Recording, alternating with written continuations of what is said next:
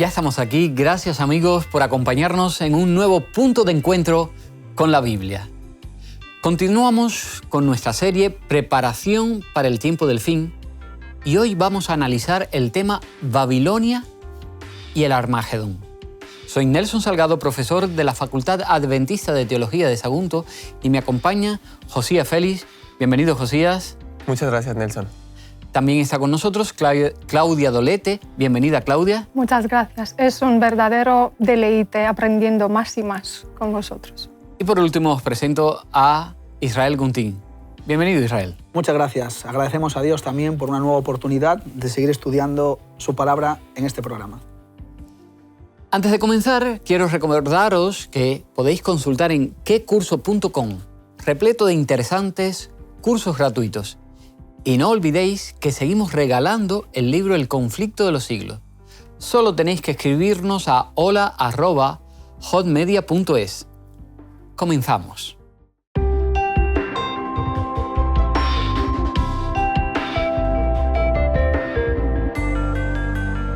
Y en su frente un nombre escrito, un misterio: Babilonia la Grande, la madre de las rameras y de las abominaciones de la tierra. Apocalipsis 17:5.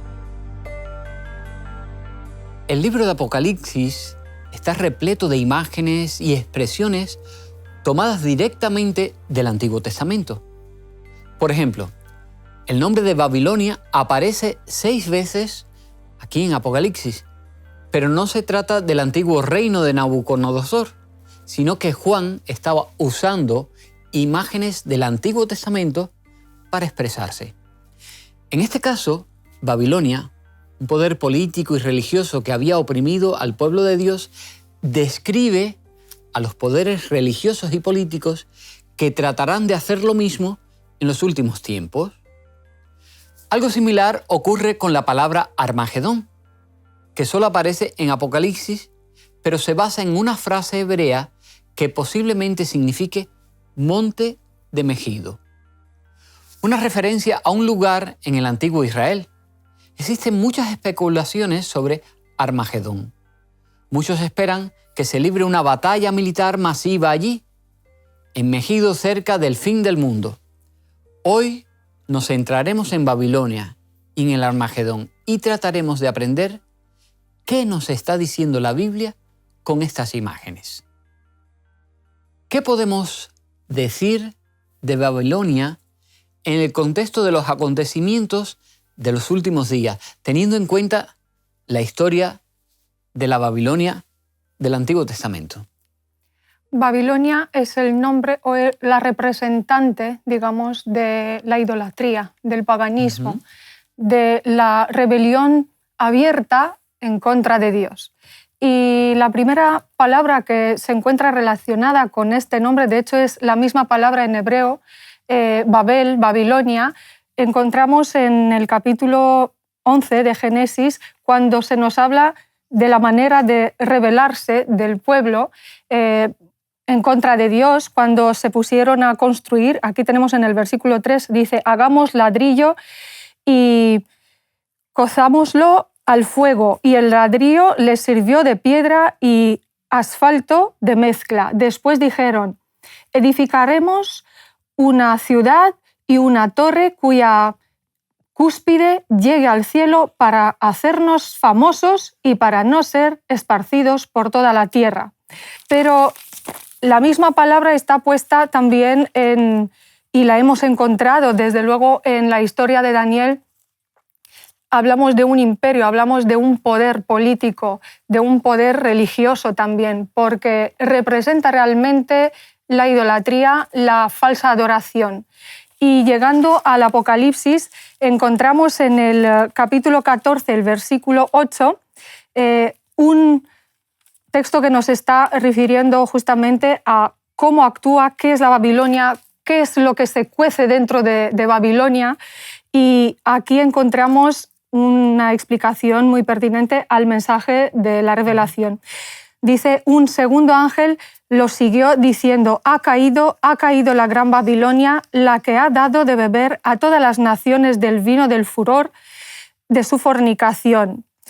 Y vemos también en el 16 con 19, en el capítulo 16 con el versículo 19, y la gran ciudad se partió en 3 partes, y las ciudades de las naciones cayeron, y Dios se acordó de la gran Babilonia, y le dio la copa llena del vino del furor de su ira.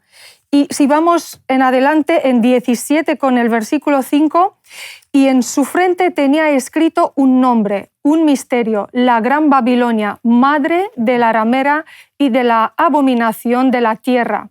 Y en el capítulo 18, en el versículo 2, y clamó con potente voz, ha caído la gran Babilonia y se ha vuelto habitación de demonios, guarida de todo espíritu impuro, albergue de toda ave sucia y aborrecible. Este es, digamos, el comprendido, lo que es el nombre de Babilonia. Refiere la adoración apóstata. Por supuesto, en Génesis encontramos la esencia del texto de Génesis 11, donde nos habla de la Torre de Babel. La esencia es que el ser humano tenía la intención de llegar al cielo, tenía la intención de llegar más allá de ser una criatura y ponerse en el lugar de Dios. Eso lo conectamos directamente como se identifica al dragón o a Satanás, que era el gran engañador, que quiso poner y usurpar el lugar de Dios para que la gente lo adorara a él y realmente no adorara al Dios verdadero, a nuestro Dios creador. Ahora, la cuestión de la Torre de Babel, la Babilonia, nos habla de una confusión. Babilonia también fue un reino, pero viene el contexto de lo que es la confusión. Y eso es lo que Apocalipsis nos quiere decir constantemente. Babilonia es intrínsecamente se conecta con el tema de la confusión, del paganismo, de estar en contra de Dios. Es una actitud. Por lo tanto, Babilonia probablemente no sea un lugar, sino sea una actitud espiritual de estar en contra de Dios en todo lo que hacemos, en nuestro cuerpo entero, en nuestra mente, en nuestras manos. ¿Por qué Babilonia se identifica como un lugar de confusión y paganismo? Su influencia la encontramos, ya lo leyó Claudia muy bien, me quiero detener en versículos específicos, que es el Apocalipsis 14:8, dice, otro ángel lo siguió diciendo, ha caído Babilonia, la gran ciudad, porque ha hecho beber a todas naciones del vino del furor de su fornicación. Y esta es la influencia que tiene conforme a las demás naciones, que ha compartido y ha hecho que todos sus habitantes fornicaran con ella. Entonces, esta palabra es una palabra muy fuerte que se utiliza y Juan lo utiliza en la Revelación para indicar una infidelidad hacia Dios. Con haber fornicado, haber sido infiel bajo los principios, haber llevado otra vida, otros caminos que no tenían nada que ver con los de Dios. Entonces, de esta manera podemos ver que Babilonia lo que hace es confundir, ser infiel ante Dios, tomar otro camino, apartado de Dios. Después en Apocalipsis 18:3 tenemos también otro texto que es muy sugerente, donde dice, porque todas las naciones han bebido del vino del furor de su fornicación. Los reyes de la tierra han fornicado con ella y los mercaderes de la tierra se han enriquecido con el poder de sus lujos sensuales. Otra vez utiliza este simbolismo de la sexualidad, de la fornicación, para hablarnos de la infidelidad que puede causar, o que Babilonia causa a sus habitantes y hace que tomen de ese vino todos. Por lo tanto, este lugar es más una actitud espiritual que podemos tomar ante Dios. De decirle, ¿sabes qué? Tú en mi vida no entras. Yo voy a vivir mi vida y yo voy a ser el rey de mi vida. Yo voy a tomar la potestad sobre lo que tú me has dado y voy a hacer lo que yo quiera. Entonces, de cierta manera, ese es el llamado, ¿no? Es decir, ¿cuál es nuestra actitud? Estamos viviendo en Babilonia, en un lugar de confusión, en un lugar donde queremos usurpar el lugar de Dios, donde el yo es lo más importante. Y sobre todo, ¿por qué me estoy dejando influenciar? ¿Por un sistema que me lleva a eso? ¿Que me lleva solamente a preocuparme por mí mismo, a ser infiel ante Dios, a romper las promesas? Porque al final de cuentas Dios ha hecho un pacto con nosotros. Nos ha dicho que Él sería fiel, que no nos engañaría, que no tendría otras personas, que Él nos ama hasta el final de la tierra. Pero aquí lo que dice es que hay personas que fornican constantemente, que son infieles ante Dios y que toman otros caminos. Que todo vale, que todo está bien, ¿no? Por lo tanto, Babilonia ha sido real, ha existido, ha sido una ciudad, un imperio grande, como la Biblia en el Antiguo Testamento así lo recoge. Lo interesante, ¿por qué Babilonia es un problema? ¿Por qué razón estamos hablando de Babilonia como un problema? Bueno, Babilonia histórica en la Biblia es registrada como la oposición a Dios. Alguien que enseña creencias diferentes que en Dios, el paganismo, la idolatría, quien pone en el centro al hombre y no a Dios. Ahí vemos en el libro de Daniel, veremos como el mismo rey Nabucodonosor tuvo ese encuentro mismo con Dios y él mismo tuvo que reconocer cuál era el sitio del hombre y cuál era el sitio de Dios. Y el problema de Babilonia, ¿cuál es? Bueno, es el espíritu, es el motor que lo conduce.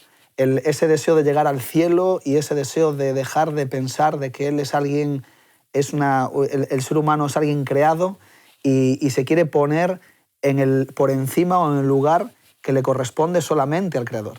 Entonces, ¿esto dónde lo vemos? Bueno, esto lo vemos en el libro de Ezequiel 28. En los primeros programas que estamos tocando y estudiando este tema, hemos hablado de Lucifer. En Ezequiel 28, en Isaías 14, por ejemplo, versículo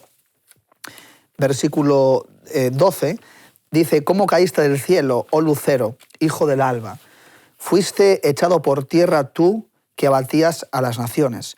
Tú que decías en tu corazón: subiré al cielo, en lo alto, por encima de las estrellas. De Dios levantaré mi trono y en el monte de la reunión al lado del norte me sentaré». Y ahora dice: «Sobre las altas nubes subiré y seré semejante al Altísimo». Esto es lo que había dicho Claudia, ¿no? En Génesis capítulo 11, cuando Babel, la torre de Babel, se quiso construir. ¿Por qué razón? Por querer llegar hasta el cielo y querer, pues, confrontar a ese Dios debido al problema que había habido con el diluvio.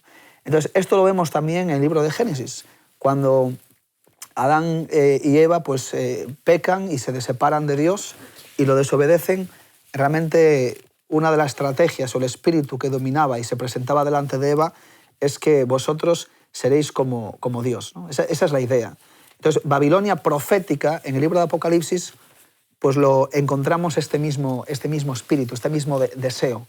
¿Cuál es la razón? Pues que Satanás mismo está detrás de ella y lo que hace es impulsarla para poder contrarrestar el plan de salvación y el evangelio que ha sido desarrollado, ¿verdad?, predicado y presentado por la persona de Cristo Jesús. Entonces, bien, como leía antes Josías, el Apocalipsis capítulo 18, versículo 3, nos dice que todas las naciones, hablando en un contexto profético, en ese tiempo estamos, pero todavía no ha llegado a su culminación, pues nos presenta aquí la Biblia que todas las naciones han bebido del vino del furor de su fornicación. ¿Qué quiere decir esto? Que han bebido del vino. El vino tiene un concepto bíblico que simboliza a alguien que está embriagado, como está borracho. Es decir, falsas doctrinas, falsas creencias, confusión, uno no sabe muy bien qué es lo que cree.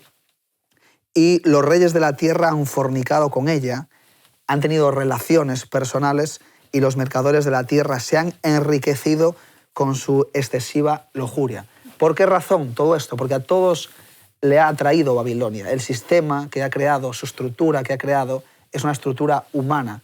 El hombre en el centro de todo. Y ahí pues, podemos ver hoy en día nuestro mundo, nuestro sistema de pensamiento, cómo está funcionando, porque dice la Biblia que todos hemos sido contaminados, de cierta manera, por Babilonia. La invitación que nos hace el versículo 4 es que yo oí otra voz del cielo que decía: salid de ella, pueblo mío. Es decir, Dios está llamando a su pueblo para que salgamos de que no nos embriaguemos de esta situación, que vayamos a la palabra de Dios para que podamos poder ver las cosas con toda claridad.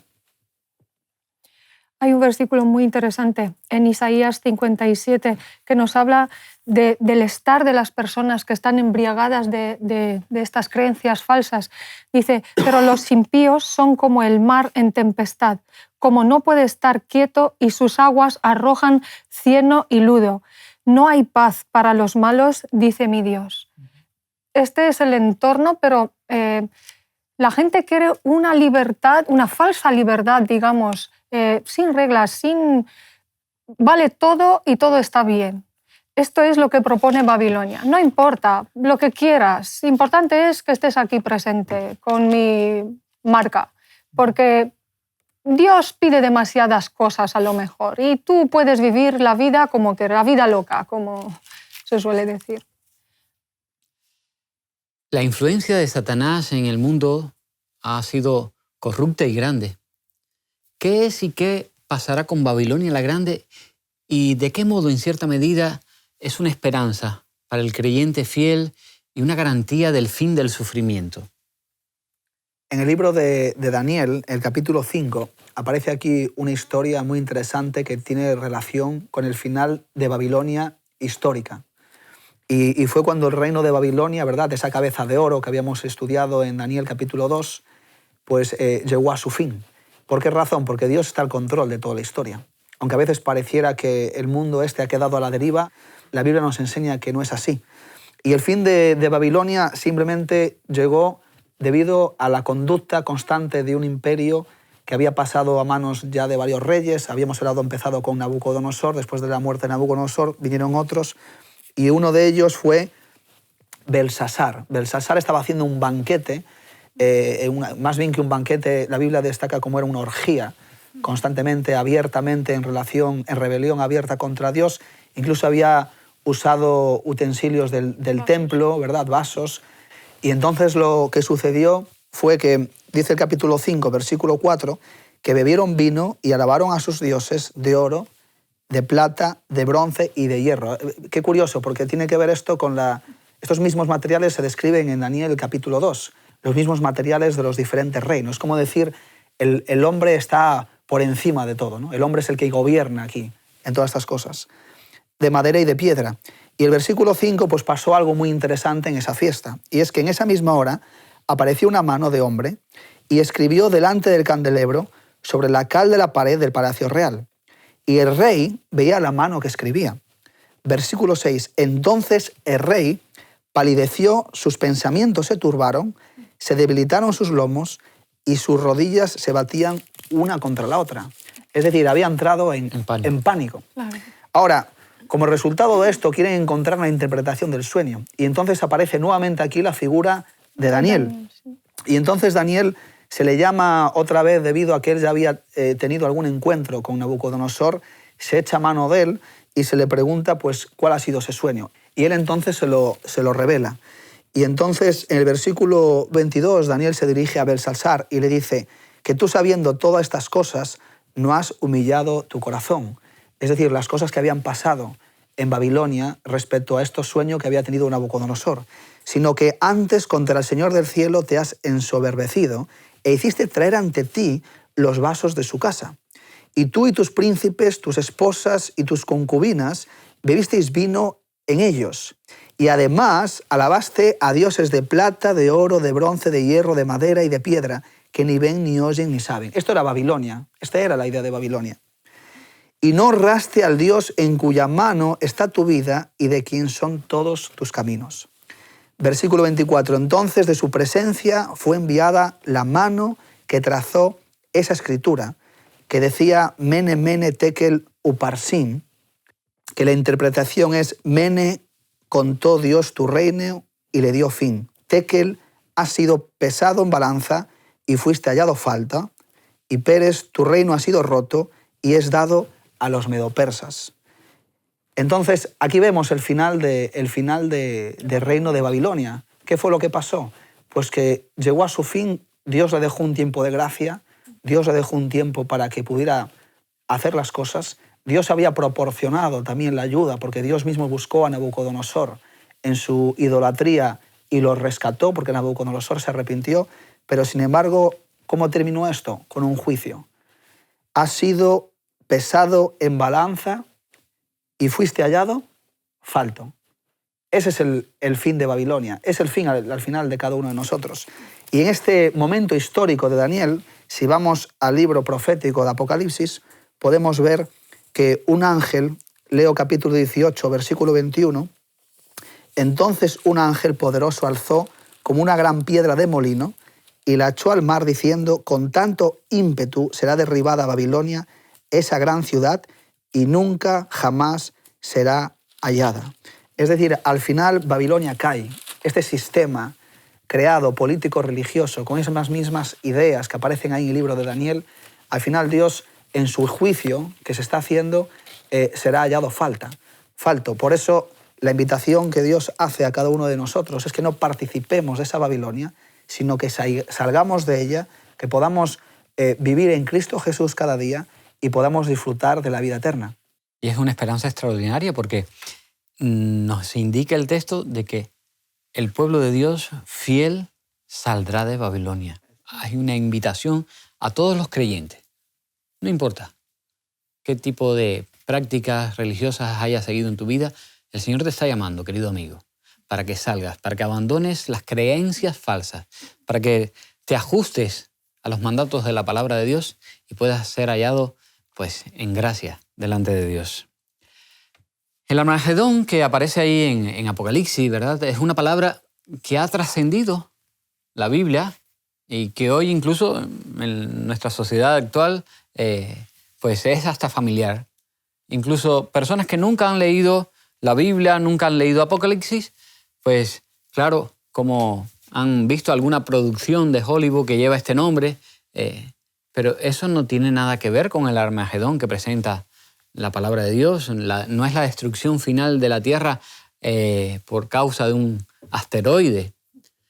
Por otro lado, pienso que cristianos familiarizados con el Apocalipsis creen que se trata de una batalla que va a ocurrir allí en el Medio Oriente, muy próxima, digamos, al tiempo del fin del mundo.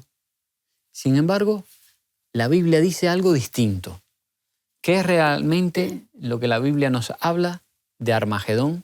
¿Qué entendemos, según la luz de las Escrituras, sobre este término, Armagedón?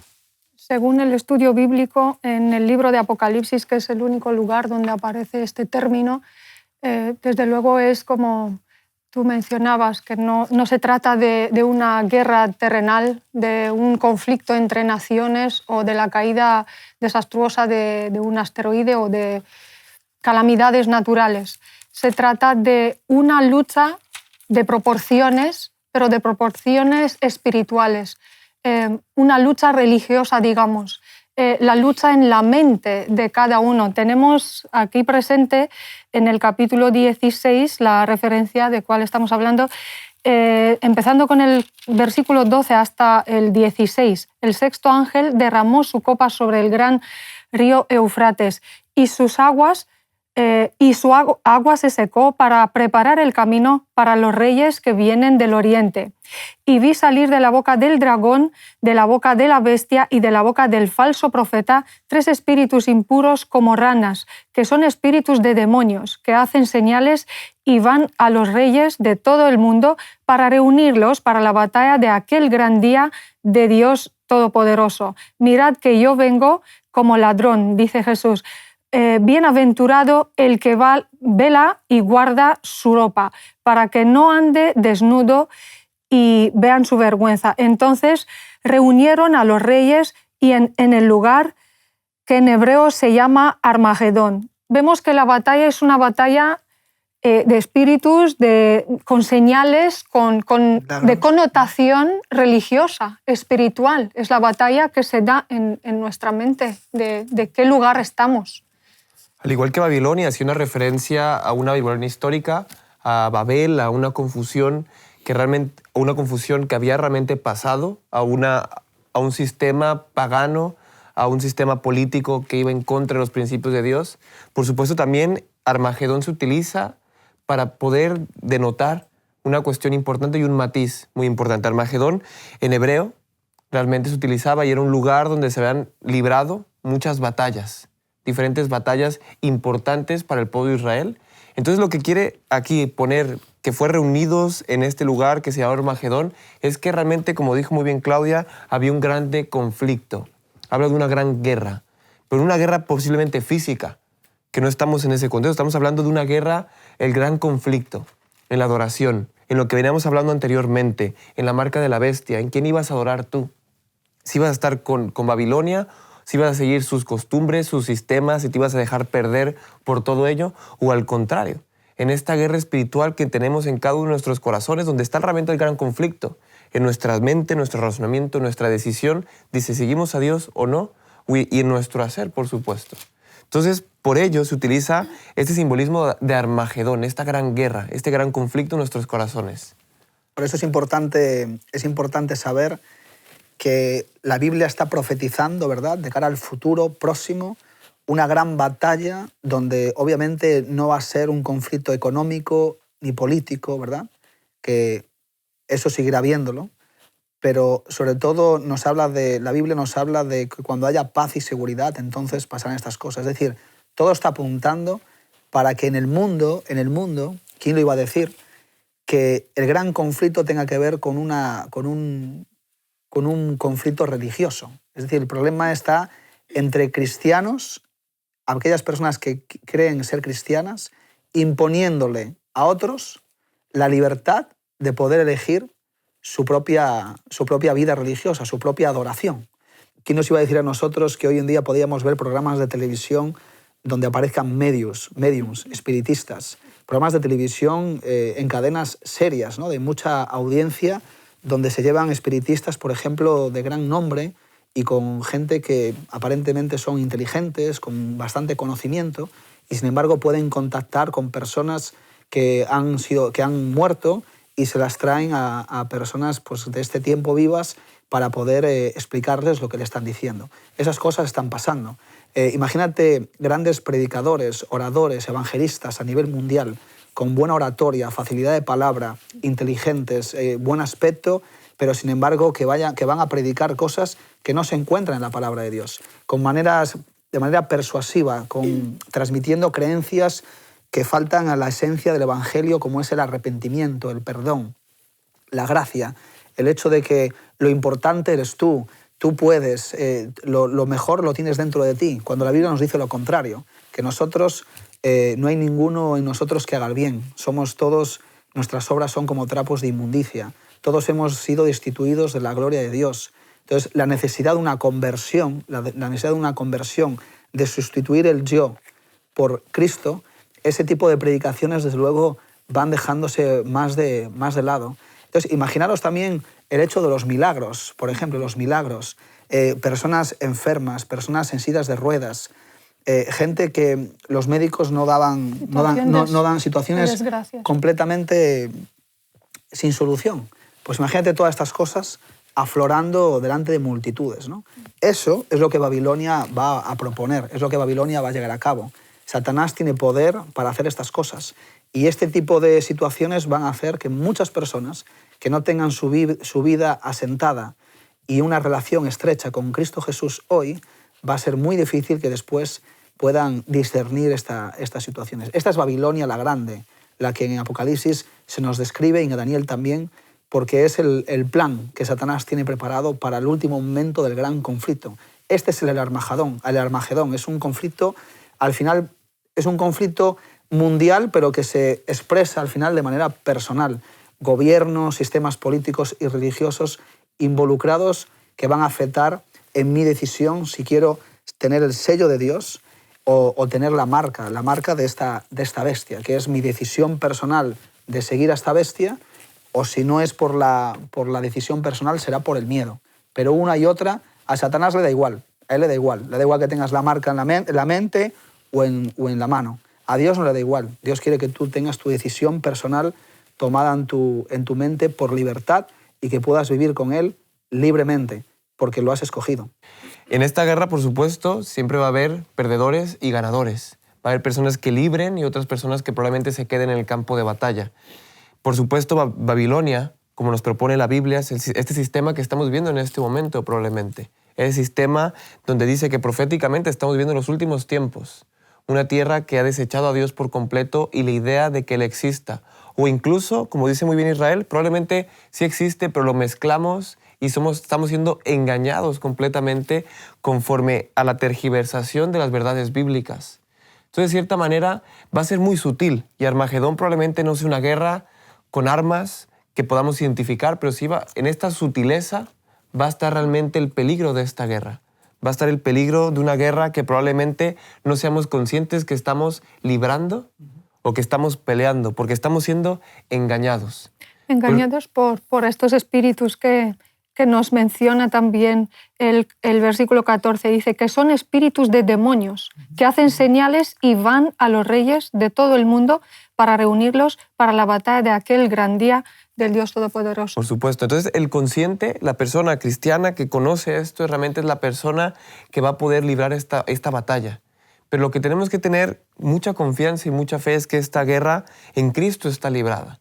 Y es muy bonito poder ver la esperanza, como si antes de decir que vamos a tener esta guerra, se introduce diciendo yo vengo como un ladrón en el versículo 15. Bienaventurado el que vela y guarda sus vestiduras. Entonces habla de decir yo soy el Rey de Reyes, yo ya he vencido esto. El que esté bien cogido mi mano no va a ser engañado. El que me conozca y sepa cuál es mi voz no se va a perder, porque sabe por dónde caminar. El que realmente tenga el sello de Dios y sea dirigido por el Espíritu Santo en esta batalla tiene que estar seguro que lo tiene librada, porque va a estar de la mano del Señor. Entonces, este Armagedón, tenemos que darnos cuenta y que ser conscientes de que Babilonia nos va a proponer diferentes cuestiones y sutilezas para poder engañarnos, para poder sustraernos de estos dos caminos. Aquí hay dos caminos finalmente.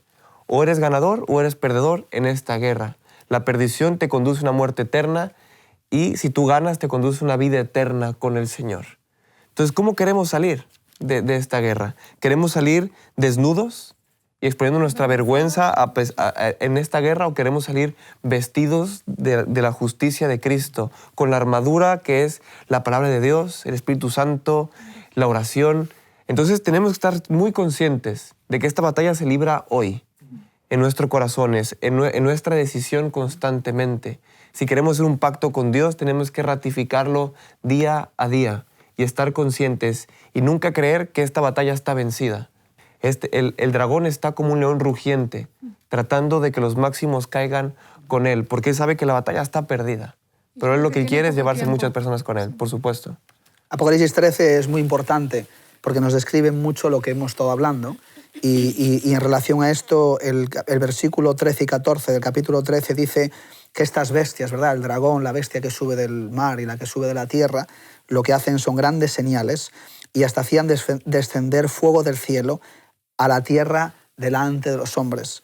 Y con las señales que se le permitió realizar en la presencia de la primera bestia, engaña a los habitantes de la tierra y les manda que hagan una imagen de la bestia que tuvo la herida de espada y vivió, ¿no?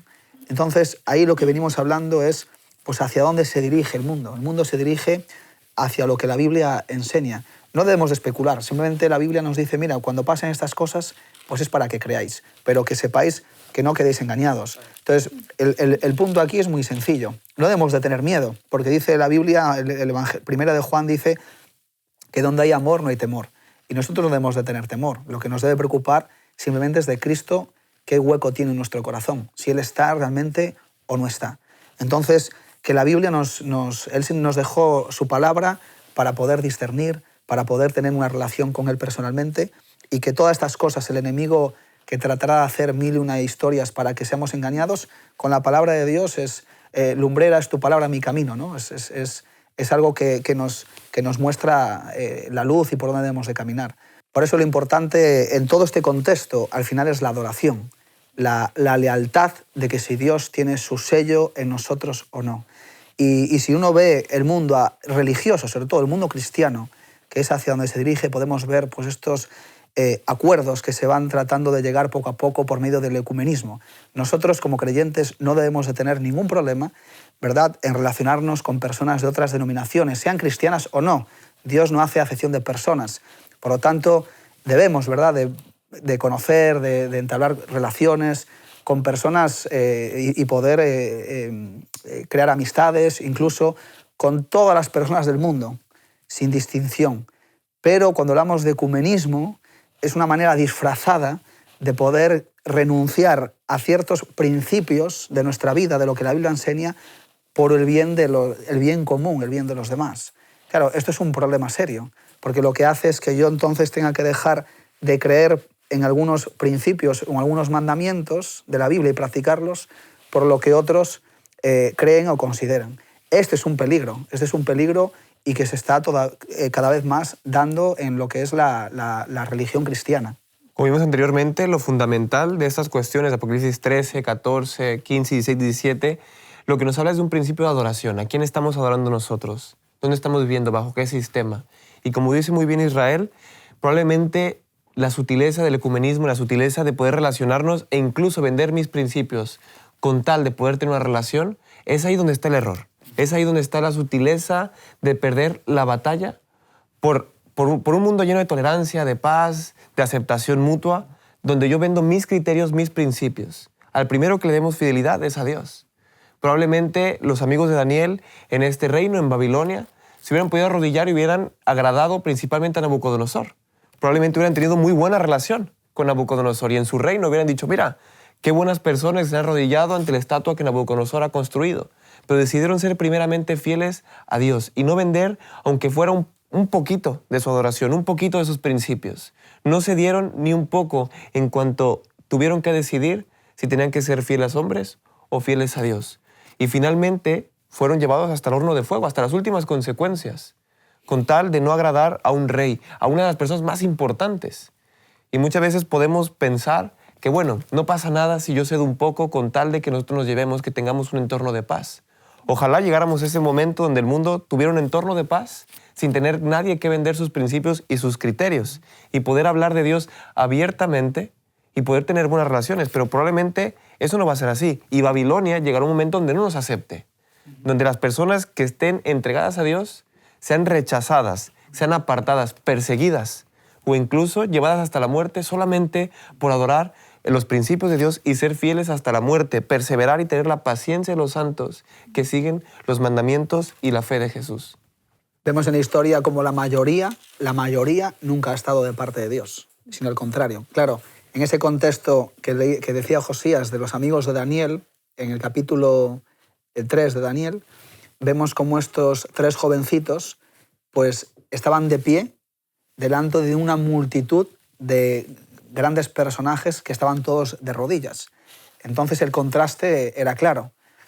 Había 3 rebeldes allí, 3 rebeldes en contra de la mayoría. Y siendo esclavos, de hecho. Entonces eso va a dar lugar ¿a qué? Va a dar lugar entre una minoría, que será el pueblo de Dios, el remanente, ¿verdad?, que se le llama la Biblia, en el tiempo final, donde una minoría estará frente a una mayoría. Una mayoría que quiere adorar a la bestia, quiere adorar realmente a Babilonia, quiere establecer pues, que esa Babilonia funcione. Pero detrás de ella la Biblia nos dice que está el enemigo. Entonces, aquellos que permanezcan de pie, aquellos que no quieran participar de esa adoración, obviamente serán tachados en la sociedad como rebeldes, como gente que está yendo en contra del sistema puesto por la comunidad mundial, ¿no? Entonces imaginémonos ahí pues, presidentes, reyes, ¿verdad?, jefes de Estado, tanto políticos como religiosos, pues todos viendo que se impondrán unas leyes que vayan en contra de la obediencia de Dios. Por eso hablábamos de que nuestra esperanza pues, es como los jóvenes, los 3 amigos de Daniel, y Daniel también, que es, mira, pase lo que me pase, yo seguiré de pie porque amo a Dios. Y esa es la victoria. La victoria ya no es que sea nuestra, la victoria es de Cristo, y Cristo ya la alcanzó en la cruz. Es decir, este mundo ya conocemos su historia. La historia de este mundo termina o al lado de Cristo como vencedores o al lado de Babilonia como perdedores. Hay dos maneras nada más. La Biblia no habla de 3, habla solamente de 2. Estamos hablando en esta serie, ¿verdad?, de el gran conflicto, ese conflicto entre el bien y el mal, entre Cristo y Satanás. Hemos analizado, no solamente en este programa, sino en otros, los capítulos de Apocalipsis donde se muestra ese conflicto. Pero me gustaría que fuésemos al Antiguo Testamento, allí al libro, a Primera de Reyes, capítulo 18, porque allí también se ve ese conflicto entre el bien y el mal. Me gustaría que lo presentaseis para que nuestros amigos que siguen, los amigos que siguen el programa, pudiesen también tener un poco de información de esa situación. La historia de Primera de Reyes 18 nos puede ilustrar muy bien lo que pasa y lo que pasará en este gran conflicto, donde vemos que el pueblo de Israel había fornicado, también había sido idólatra, incluso se había entregado a otros dioses o a otros profetas que no eran los profetas de Jehová. Elías entra en este terreno donde incluso se enfrenta ante esos profetas. Encontramos en Primera de Reyes 18, del 20 en adelante, voy a leer los primeros versículos, dice: Acab convocó a todos los hijos de Israel y reunió a los profetas en el monte Carmelo. Entonces Elías, acercándose a todo el pueblo, dijo: ¿Hasta cuándo vacilaréis vosotros entre 2 pensamientos? Si Jehová es Dios, seguidle. Si Baal, id en pos de él. Entonces, date cuenta que Israel también estaba en una época de confusión. Era el pueblo de Dios, era el que había hecho la fidelidad y el pacto con Dios, que guardaban su sábado probablemente, que eran circuncidados por Él, que habían tenido su padre Abraham. Y aquí no estaba muy claro. Había mucha gente que no tenía claro si adorar a Jehová o si adorar a Baal. Y Elías es un llamado ante el pueblo y dice, ¿saben qué, amigos? Decídanse. No estén confusos en cuanto a su decisión, sino el corazón entregarlo y ser fieles hasta el final a lo que ustedes creen. Entonces comienza una batalla entre los profetas de Baal y Elías, donde los profetas de Baal se manifiestan hacia el pueblo y quieren hacer manifestaciones de que Baal es real, de que Baal es el Dios. Entonces tenemos una descripción tremenda de una confusión, de un terreno, de una experiencia que para muchos podría ser incluso llamativa, pero que realmente era muy triste experimentarlo en el pueblo de Israel. Voy a leer algunos versículos de esto. Entonces dice, entonces Elías, el 25, dijo a los profetas de Baal, escoged un buey, preparadlo vosotros primero, pues sois los más. Invocad luego el nombre de vuestros dioses, pero no les prendáis fuego. Ellos tomaron el buey que les fue dado y lo prepararon. Invocaron el nombre de Baal, desde la mañana hasta el mediodía. Decían, Baal, respóndenos. Pero no se escuchó ninguna voz, ni quien respondiera. Entre tanto, ellos seguían saltando alrededor del altar que habían hecho. Entonces comienza cada vez a empeorar la situación, diciendo, hacia el mediodía, Elías se burlaba de ellos diciendo, gritad con voz más fuerte, porque es un Dios. Quizá esté meditando o tiene algún trabajo o se ha ido de viaje. Tal vez duerme y hay que despertarlo. Seguían ellos clamando a gritos y se hacían cortes conforme a su costumbre, con cuchillos y con lancetas, hasta que chorreaban con sangre. Pasó el mediodía y ellos siguieron gritando frenéticamente hasta la hora de ofrecer el sacrificio, pero no se escuchó ninguna voz, ni hubo quien respondiera, ni quien escuchara. Entonces Elías le dijo a todo el pueblo, acercaos a mí. Entonces, esa situación describe muy bien a Babilonia. Babilonia probablemente, y el dragón, dice la Biblia, que puede tener milagros, falsas señales, falsos signos. Pero finalmente, Baal no respondió. Finalmente, este Dios no respondió ante los profetas que se estaban cortando, sangrando, danzando y tuvieron un espectáculo que para muchos era un espectáculo de adoración, pero una adoración falsa.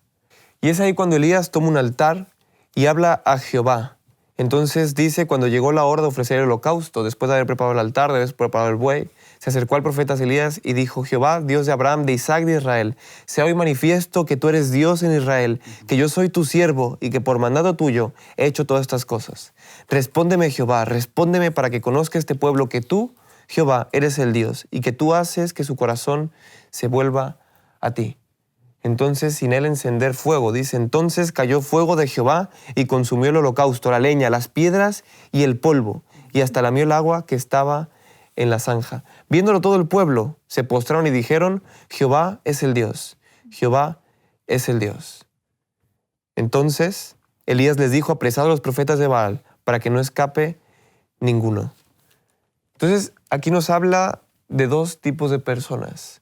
Los que siguen a Baal, los que siguen adoraciones falsas, los que siguen a dioses falsos, o los que siguen al Dios verdadero. Que finalmente los profetas de Baal pudieron haber hecho milagros, señales, o incluso el pueblo se había vendido ante estos profetas. Pero solamente un Dios es realmente el que tiene la manifestación del Espíritu. Realmente solamente un Dios puede salvarlos. Realmente solo un Dios pudo hacer caer fuego del cielo y consumir todo con gran demostración. Y eso es lo que va a pasar en el gran conflicto. Esos profetas falsos, estos falsos cristos probablemente pueden hacer milagros, pero no pueden salvarnos. Quien realmente tendrá la última manifestación será Cristo Jesús cuando venga por segunda vez. Porque es el verdadero Cristo y vendrá por nosotros y realmente hará un milagro en nuestra vida, que será resucitar a todos los muertos para llevarnos con Él a ese lugar. Este gran conflicto está vencido. Este gran conflicto no tenemos que tener duda que lo gana Cristo Jesús, que es el único que puede hacer descender fuego del cielo y es el único que va a venir por nosotros. Entonces tenemos que tener muy bien en claro que en este gran conflicto tenemos que estar en una decisión, como lo dijo muy bien Elías, dejar ya de estar confundidos. En Babilonia, en esta tierra de confusión, dejar de estar entre frío y caliente, tomar una decisión. Si ustedes quieren estar en Babilonia, si ustedes quieren seguir al dragón y tener su marca, ir con ellos. Pero si tú quieres realmente el sello de Dios, si tú quieres que el Espíritu Santo guíe tu vida, toma la decisión de una vez por todas y sal de Babilonia, que es el llamado que tiene Apocalipsis. Sal de Babilonia, porque el Armagedón ya está vencido siempre y cuando tú estés de la mano de Cristo Jesús, que Él te va a llevar con Él a ese reino de los cielos donde ya no existirá más confusión y todos adoraremos el nombre de nuestro Señor. En la historia que acaba de relatar muy bien Josías, es interesante que si la leemos un poquito antes, vamos a ver que este rey del pueblo de Israel, que se llama Acab, estaba dentro del pueblo de Dios. Es decir, el conflicto no surge en tierras paganas, sino surge dentro del mismo pueblo de Israel. Y Acab, cuando él está reinando, vemos que hay una gran prosperidad en el mismo pueblo de Israel. Es decir, podemos decir que las cosas funcionaban bien, económicamente, había trabajo, podríamos decir que había cero porcentaje de paro, todo el mundo trabajaba. ¿Quién podría no querer vivir en un sitio así? Sin embargo, su vida era de continuo hacia el mal. La idolatría se había apoderado, digamos, en todos los lugares del reino. Y entonces, pues, claro, aparece la figura tan interesante de Elías, porque es enviado por Dios. Entonces les anuncia que iba a venir una sequía. Claro, una sequía lo que trae durante 3 años y medio es, pues, pobreza, empieza a haber falta de recursos.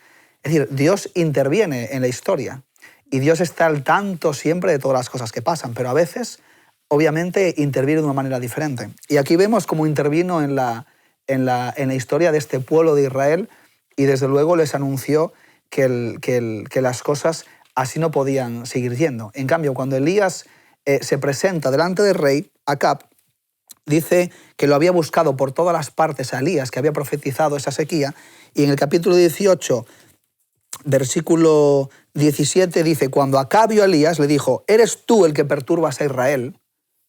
Cuando ve al profeta Elías, de parte de Dios, Acab le echa la bronca a Elías, porque dice que eres tú el que está perturbando a Israel. Eres tú el rebelde que va contra toda la nación. Entonces Elías responde, yo no he perturbado a Israel, sino tú y la casa de tu padre, dejando los mandamientos del Señor y siguiendo a los Baales, es decir, siguiendo a dioses que vosotros os habéis inventado como construcciones humanas. Si vamos al libro de Apocalipsis, podemos leer exactamente lo mismo que se acaba de relatar por Josías en el capítulo 19, versículo del 18 en adelante, dice, y vi la bestia y los reyes de la tierra con sus ejércitos reunidos para combatir al que montaba el caballo y su ejército.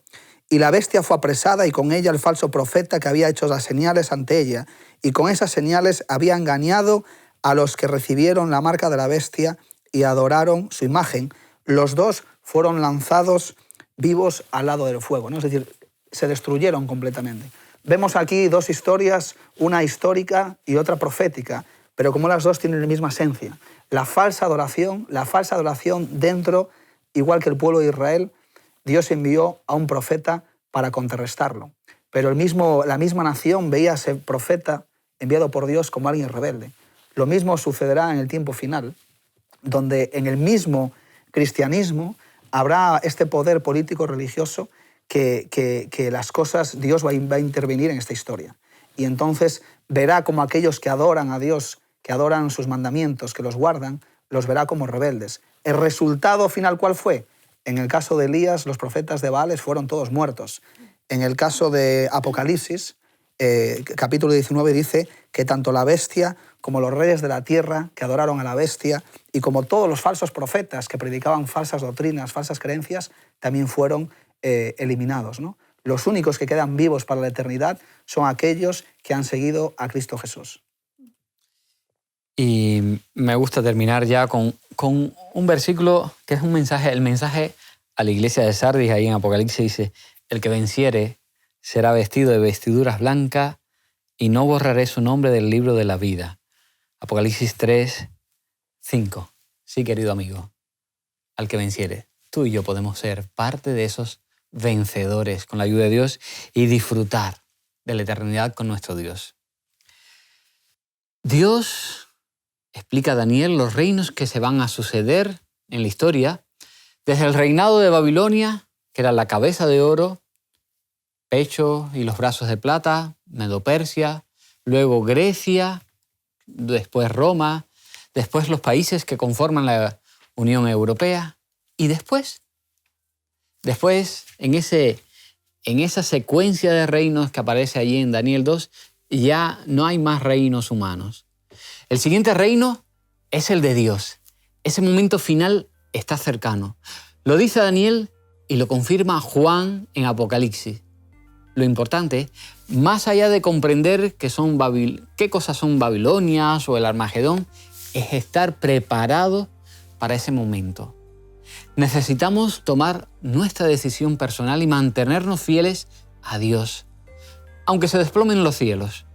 Solo así podremos estar salvos. Vamos ya con nuestro resumen en 3 puntos. Necesitamos aprender más sobre el conflicto entre Dios y Satanás y los mensajes de Dios en la Biblia para los últimos tiempos. Tomemos nuestra decisión, con Dios o contra Él. No hay término medio. De esa decisión personal dependerá nuestro destino eterno. Utilicemos la armadura de Dios de Efesios 6, del 10 al 18, para resistir y luchar contra el enemigo, y así prepararnos para el conflicto final. Queridos amigos, Dios nos llama a ser fieles a Él, porque es la única manera en la que puede salvarnos y darnos vida eterna. El conflicto entre Dios y Satanás, por duro que sea, tiene una fecha de caducidad. Jesús ya venció en la cruz librándonos de las cadenas del enemigo.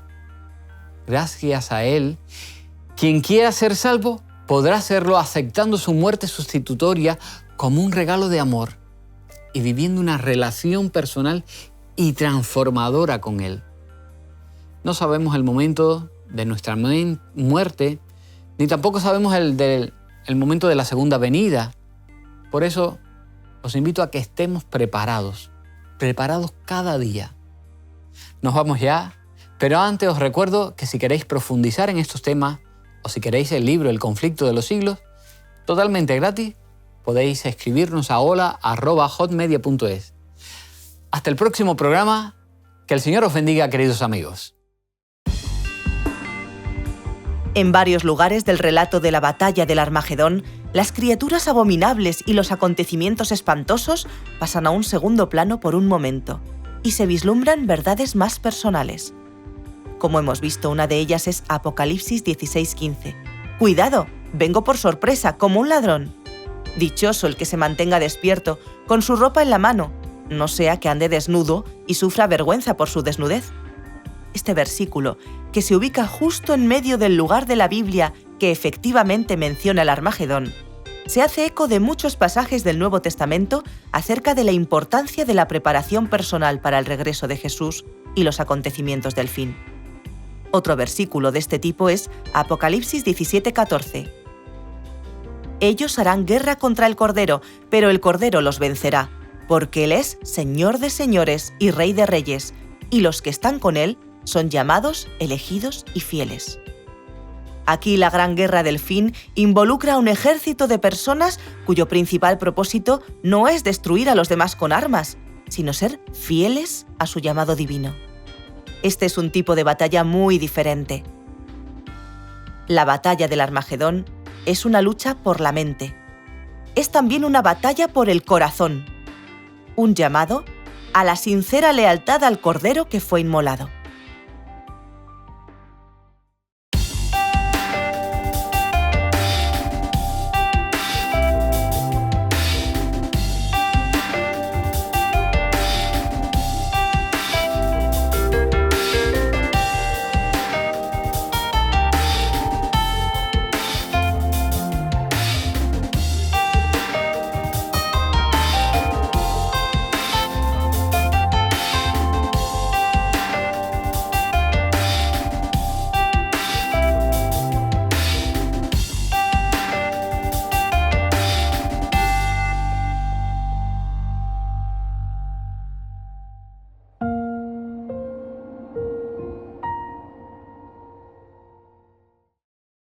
¿Quieres realizar cursos gratuitos sobre salud, familia, temas espirituales y mucho más?